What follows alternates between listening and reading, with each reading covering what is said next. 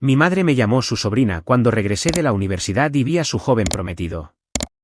Me pidió que saliera de su vida, lo amo a él, a ti no. Así que acepté, y 3 años después ella estaba llamando a mi puerta suplicando ayuda. Soy Rita, tengo 20 años. Estudio en una universidad en Ohio, mientras que mi madre vive en Texas. Vivo en la residencia y, sinceramente, prefiero que sea así. Han pasado 2 años desde que mi padre murió de cáncer, y supongo que las cosas no han sido iguales desde entonces. Mi madre lo tomó muy mal al principio, pero luego sucedió algo extraño, empezó a salir con hombres, muy rápido. Demasiado rápido, si me preguntas. Entiendo que las personas hacen el duelo de manera diferente, pero se sentía mal verla publicando fotos con diferentes tipos en Facebook, solo unos meses después del funeral de papá. Cuando la llamaba, no me preguntaba por mis clases ni por mi trabajo en la librería del campus. En cambio, se extendía sobre Mike, o Esteve, o el chico que estuviera viendo ese mes. Empecé a llamar menos, luego dejé de visitarla, excepto por Navidad y Acción de Gracias. Incluso entonces, solo si era absolutamente necesario. A veces me enviaba mensajes de texto, generalmente con actualizaciones sobre su vida amorosa que nunca le pedí. Acabo de conocer a este chico increíble en la clase de yoga. Cenando con Paul esta noche, me lleva a ese lugar elegante en el centro. No puedo esperar a que conozcas a Jason, es perfecto. Empecé a trabajar turnos extra en la librería para tener una excusa para no volver a casa. Perdona, mamá, tengo que trabajar durante las vacaciones de primavera. No puedo ir a Pascuas, tengo ese proyecto grande que entregar. Ella nunca insistió. Quizás estaba demasiado ocupada con sus nuevos novios para notar que la estaba evitando. El verano pasado, cuando finalmente fui a casa por una semana, pasó la mitad del tiempo en llamadas telefónicas con un tipo llamado Richard. La oía reír en la cocina como una adolescente. Richard piensa que tengo 35, me dijo una vez, muy orgullosa. Ella tiene 48. Fue vergonzoso. Recuerdo que papá siempre decía que mamá era la mujer más hermosa del mundo. Le besaba la frente todas las mañanas y la llamaba su hermosa esposa. Ahora ella está tratando de engañar a los hombres para que piensen que es más joven de lo que es.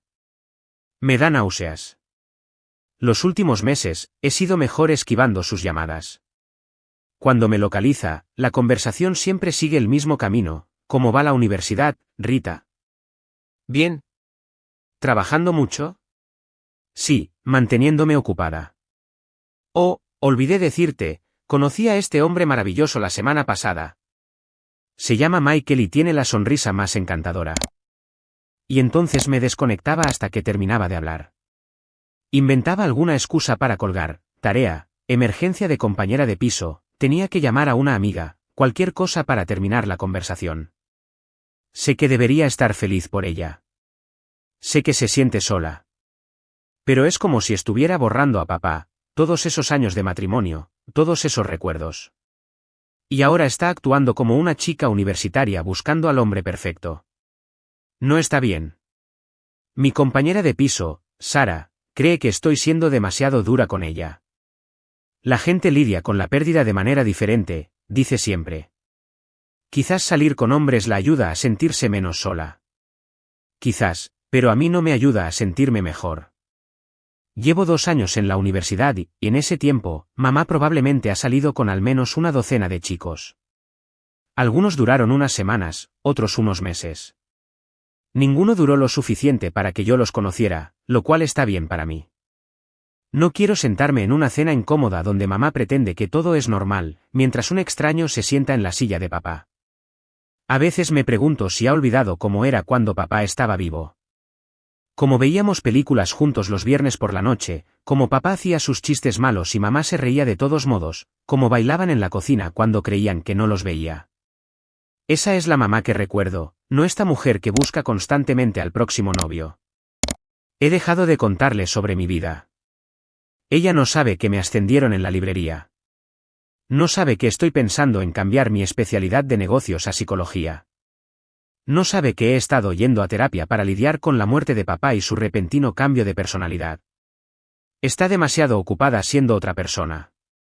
Así que cuando llegó la Navidad de nuevo este año, casi no volví a casa. Casi. Pero algo me hizo comprar un billete de tren de última hora. Quizás fue la culpa, quizás fue la esperanza de que las cosas serían diferentes esta vez, quizás simplemente extrañaba la idea de lo que solía ser el hogar. No le dije que venía, ni siquiera le envié un mensaje de texto. Simplemente le compré una vela genérica en la librería del campus y me subí a ese tren. Parte de mí sabía que probablemente tendría a alguno de sus novios. Parte de mí no me importaba. Solo quería ver si quedaba alguna parte de mi verdadera madre en esa casa. Caminar hacia la casa de mamá se sintió extraño. La misma puerta principal amarilla, el mismo camino de entrada agrietado. Pero algo era diferente. Había 3 coches aparcados afuera en lugar de uno. Reconocí el viejo Honda de mamá, pero los otros 2 eran desconocidos, un elegante BMW negro y un Buick más viejo. Usé mi llave para entrar, como siempre hacía. La casa olía a pino y canela, decoraciones navideñas por todas partes. Pero tan pronto como entré, oí voces desde la sala de estar. Varias voces. Se me encogió el estómago. Cuando entré, los vi. Mamá estaba sentada en el sofá, junto a un chico que parecía mucho más joven que ella, quizás de unos 30 años. Tenía el brazo alrededor de sus hombros. En el otro sofá estaba sentada una pareja mayor, probablemente de unos 70 años, todos vestidos como si estuvieran en una elegante cena. El rostro de mamá se puso blanco cuando me vio, en completo shock. El chico más joven parecía confundido, y la pareja mayor simplemente me miraba como si hubiera entrado a robar en su casa. El silencio pareció durar una eternidad. Entonces mamá se levantó de un salto. Oh, dijo, su voz demasiado brillante. Todos, esta es mi sobrina, Rita. Vino a visitarnos por Navidad. Me agarró del brazo, arrastrándome prácticamente hacia la cocina. Denos solo un minuto. Me empujó a través de la puerta de la cocina y la cerró con llave detrás de nosotras. Le temblaban las manos. ¿Qué haces aquí?, susurró con dureza. No llamaste, no enviaste mensajes. Quería darte una sorpresa. Es Navidad, mamá. ¿Qué está pasando? ¿Quiénes son esas personas? Ese es Michael, dijo, echando una mirada a la puerta como si pudieran oírnos. Es mi prometido. ¿Prometido? ¿Cuándo pasó eso? Sentí como si alguien me hubiera dado un puñetazo en el estómago. Y esos son sus padres, continuó. Los invité a cenar de Navidad. Rita, necesito que entiendas algo. Le dije que no tengo hijos. No puedes decirle que eres mi hija. ¿Es rico, Rita? Ha sido tan bueno conmigo. No puedo arriesgarme a perderlo ahora. Entonces, ¿qué se supone que debo hacer? Pretender ser tu sobrina. Por favor, suplicó. Solo por esta noche y mañana. Sus padres se quedan hasta el 26. Después de eso, podemos resolver algo. Quería gritar. Quería salir corriendo en ese instante. Pero mirando su rostro desesperado, me di cuenta de que no tenía mucha opción. ¿A dónde iría en Nochebuena? Todas mis amigas estaban con sus familias. Los trenes probablemente no funcionarían con horarios completos. Bien, mascullé. Pero esto es una locura, mamá. Gracias, cariño. Te lo debo. Volvimos a la sala de estar, yo interpretando el papel de la sobrina perdida. Michael parecía bastante agradable, en realidad. Estaba atento a mamá, ayudaba a sus padres con sus bebidas, conversaba educadamente. La pareja mayor, sus padres, eran formales pero agradables. La cena fue terriblemente incómoda. Tuve que evitar llamarla mamá al menos 20 veces. Cada hábito, cada instinto era hablarle como siempre hacía. En cambio, tuve que referirme a ella como tía linda. Se sentía mal al salir de mi boca. Michael habló de su firma de inversiones, sus padres discutieron su reciente crucero y mamá interpretó su papel a la perfección, riendo en los momentos adecuados, tocando el brazo de Michael justo así, interpretando el papel de una mujer más joven sin hijos. Obviamente había estado practicando esta actuación durante meses. Después de cenar, los padres de Michael insistieron en limpiar. Intenté ayudar, pero me apartaron, diciendo que yo era una invitada. Me senté en la sala de estar con mamá y Michael, viendo una película de Navidad. Todo el tiempo, me di cuenta de que mamá me lanzaba miradas de advertencia cada vez que abría la boca. Cuando llegó la hora de dormir, fue cuando las cosas se pusieron realmente incómodas. Rita, espero que no te importe, pero puse a los padres de Michael en tu habitación, dijo mamá casualmente. Puedes dormir en el sofá cama de la sala de estar. Mi habitación. La habitación donde había dormido todas las noches durante 18 años, donde papá solía arruparme, donde había llorado después de que murió.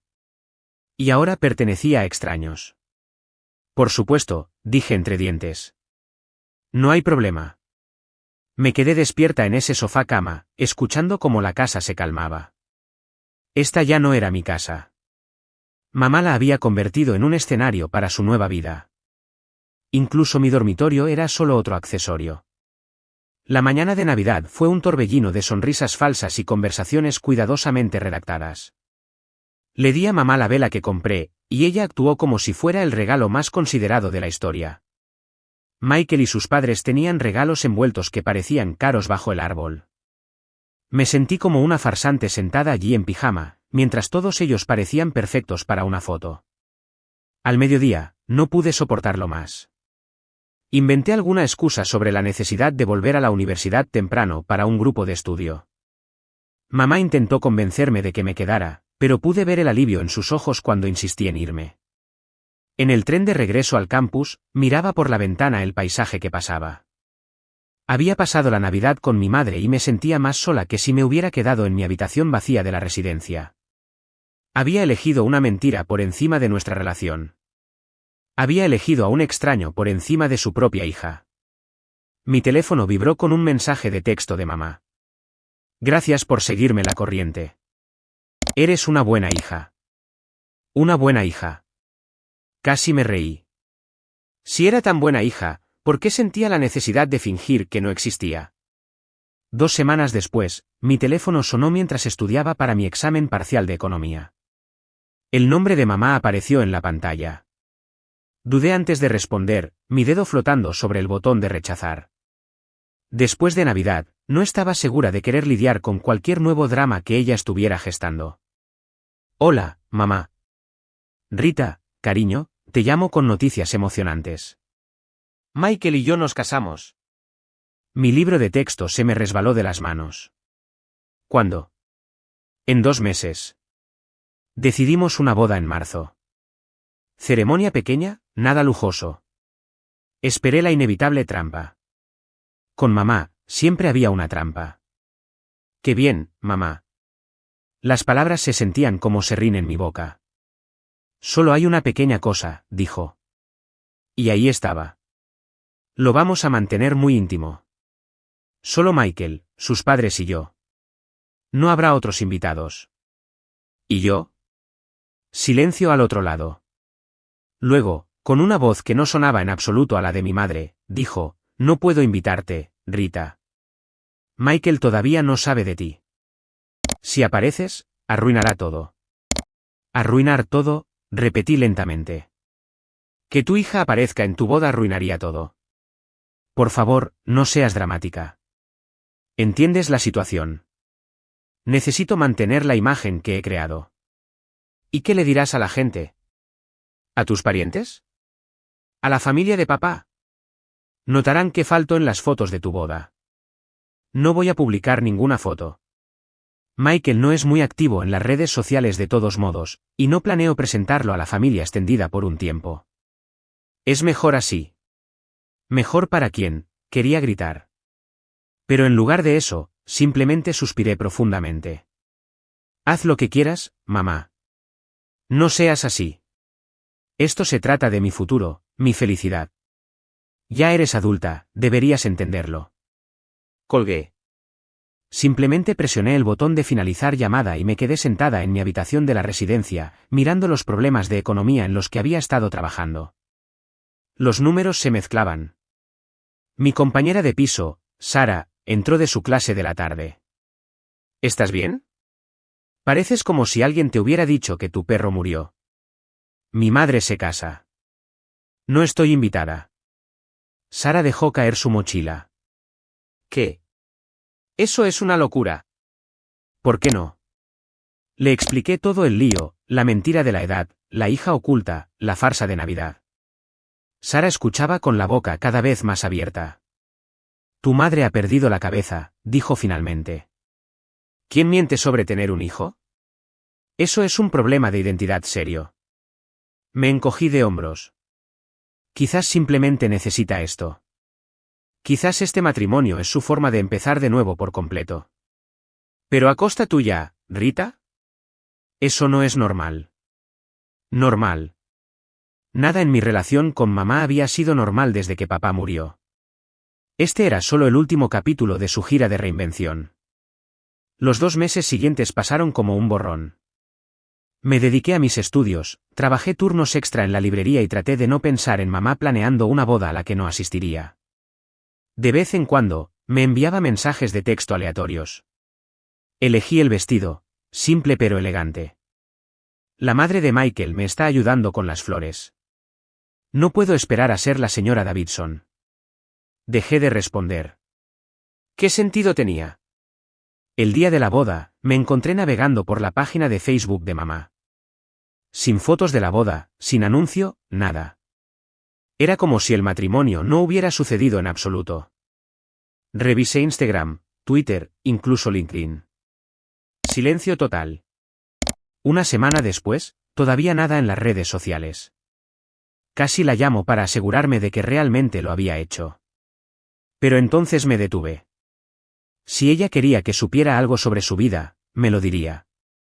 Terminó el semestre de primavera y, de repente, era mayo. Se acercaba el descanso de verano, esa época del año en la que tradicionalmente pasaría unas semanas en casa.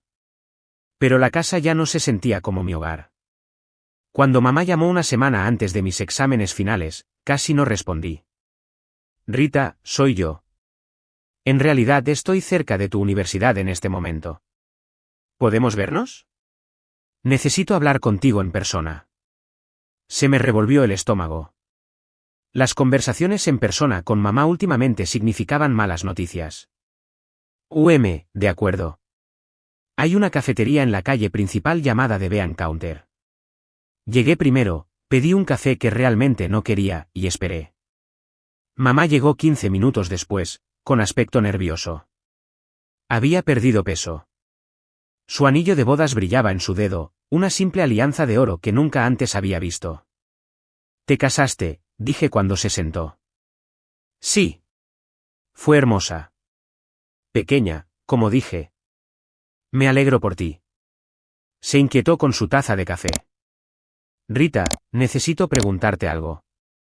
Necesito que no vengas a casa este verano. La cafetería de repente se sintió demasiado pequeña, demasiado calurosa. ¿Qué? Todavía no he descubierto cómo decirle a Michael sobre ti. Sobre todo. Y las vacaciones de verano significan que estarías en casa durante semanas. Necesito más tiempo para resolver esto. La miré de verdad. Parecía más pequeña de alguna manera, como si las mentiras la estuvieran encogiendo físicamente.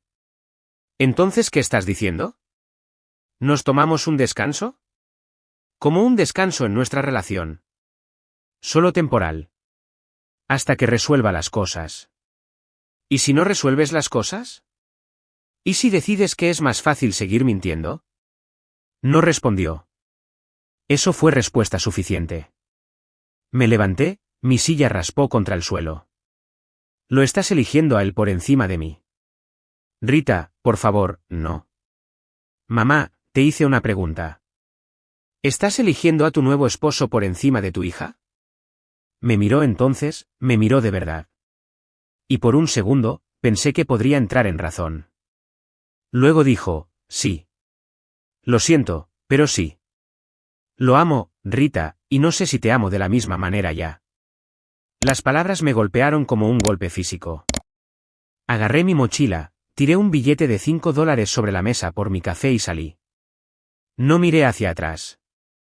Esa noche, bloqueé su número, la dejé de seguir en todas las redes sociales y eliminé cada foto suya de mi teléfono. Si ella quería borrarme de su vida, se lo haría más fácil. Podría fingir que nunca existí. Pasé ese verano en la casa del lago de la familia de Sara.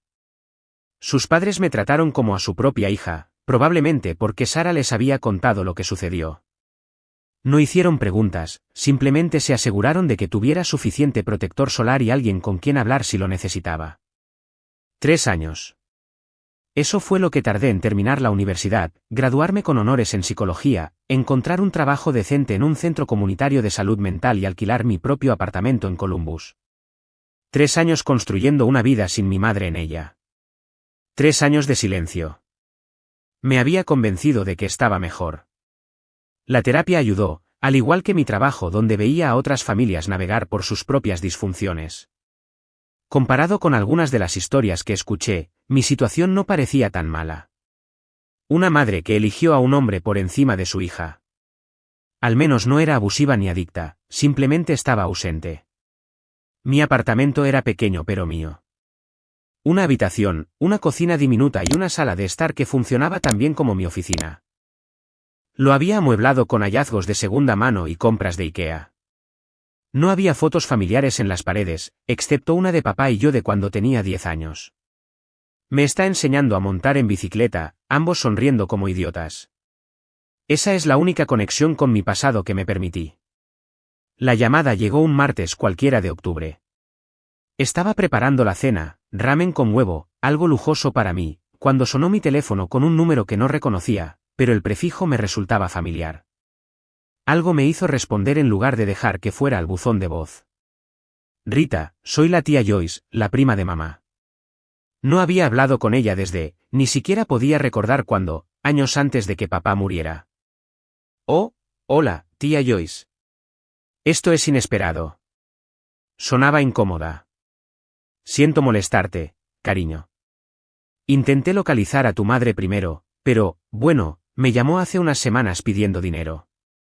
Dijo que tenía grandes deudas, algún tipo de problema financiero. No pude ayudarla, yo misma no tengo ese tipo de dinero. Pero he estado preocupada por ella. Se me retorció el estómago. Yo no sabría nada de eso. Mamá y yo no hemos hablado en 3 años. El silencio al otro lado era pesado. ¿3 años? Pero eres su hija. Le di la versión abreviada, las mentiras, el matrimonio secreto, el ultimátum en la cafetería.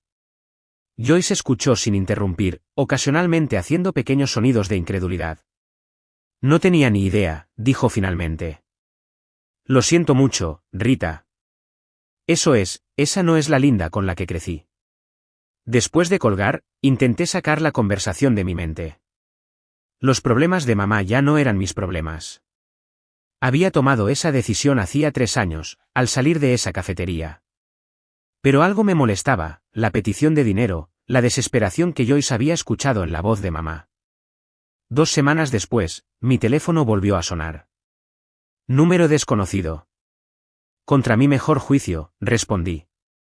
Rita, la voz de mamá, más vieja, cansada, pero inconfundiblemente la suya. Mi primer instinto fue colgar de inmediato. En lugar de eso, permanecí en silencio. Por favor, no cuelgues. Necesito hablar contigo.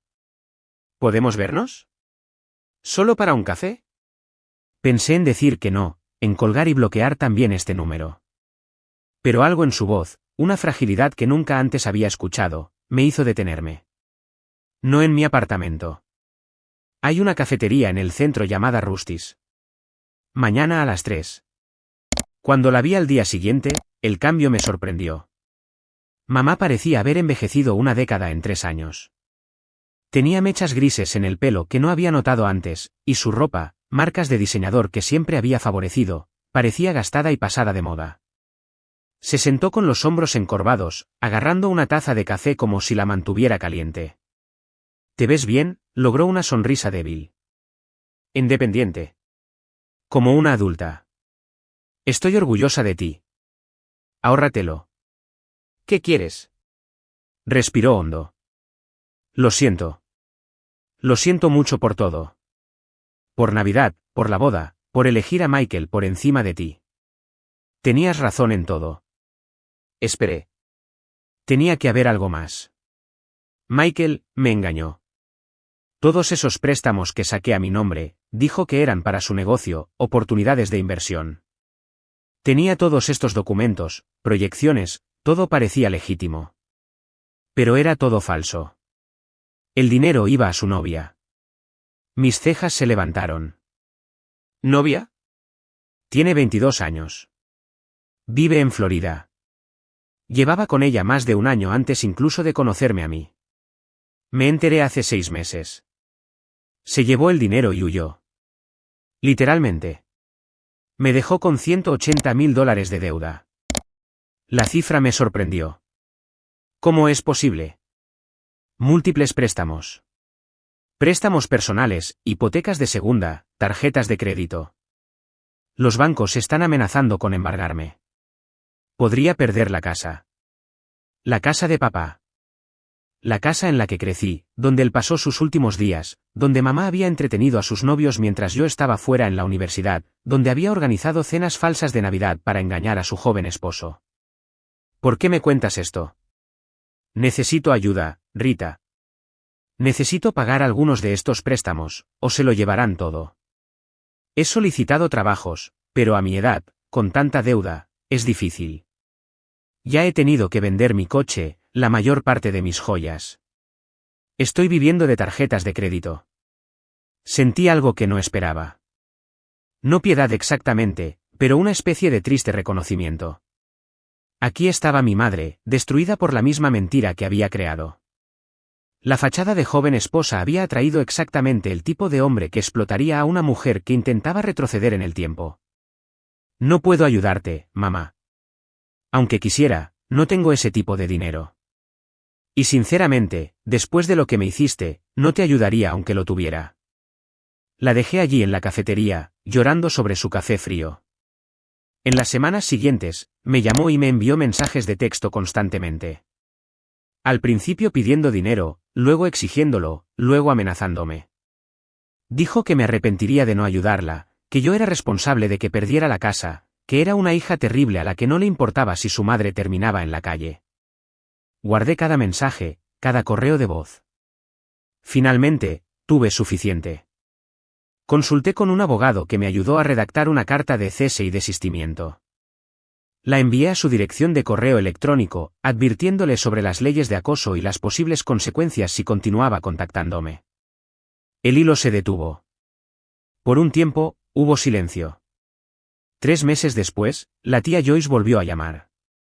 Había oído a través de los rumores familiares que mamá efectivamente había perdido la casa. El banco la había embargado y ahora vivía en un apartamento de una habitación al otro lado de la ciudad. Joyce había intentado visitarla, pero mamá tampoco le devolvía las llamadas. Entonces le conté a Joyce toda la historia, la deuda, las amenazas, la orden de alejamiento. Estaba sorprendida pero me apoyó. Hiciste lo correcto, dijo. No puedes salvar a alguien que no quiere ser salvado. Ahora vivo mi vida sin mi madre en ella. La mayoría de los días, no pienso en ella en absoluto. Me concentro en mi trabajo, ayudando a otras personas a navegar por sus traumas familiares. Salgo con hombres ocasionalmente, nada serio todavía, pero estoy abierta a la posibilidad. He aprendido cómo son las relaciones saludables y, lo que es más importante, cómo no son. A veces paso en coche por nuestro viejo barrio, pero nunca bajo por nuestra calle. Me pregunto si ahora viven personas nuevas en la casa, si conocen su historia. Me pregunto si habrán vuelto a pintar el despacho de papá, si habrán arrancado el jardín que mamá cuidó tantos fines de semana. No sé dónde vive ahora ni cómo se las arregla. Puede que tenga familia ayudándola, o puede que esté completamente sola. Una parte de mí, una parte muy pequeña, se siente culpable por no haberla ayudado. Pero entonces recuerdo la farsa de Navidad, la conversación en la cafetería donde eligió una mentira por encima de su propia hija, y la culpa se desvanece. La verdad es que perdí a mi madre el día que papá murió. No porque él se hubiera ido, sino porque ella decidió convertirse en otra persona completamente. Alguien que podía mentir sobre su edad, ocultar la existencia de su hija y caer en la promesa de riqueza y juventud de un estafador. Todavía tengo esa foto de papá y yo con la bicicleta. A veces la miro y me pregunto qué diría él si supiera todo lo que pasó después de que él se fue. Me gusta pensar que estaría orgulloso de mí por defenderme, por no permitir las decisiones destructivas de mamá.